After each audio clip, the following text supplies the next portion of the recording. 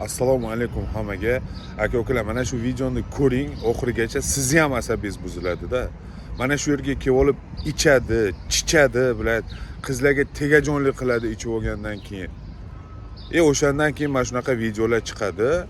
Hammani bundan mana shu nima deydi, ongi paslarni orqasidan keyin mana shu yerda yurgan hamma musofirlar qiynaladi. Shu videoni oxirigacha ko'ringlar. Bu qanaqa yurish bu? O qanaqa bu? Bular ishlashga kelganmi yo kayf qilishga kelganmi bu yerga? Tushunib bo'lmaydi bularni, borib. Shuni orqasidan keyin barcha musofirda yurganlar qiynaladi.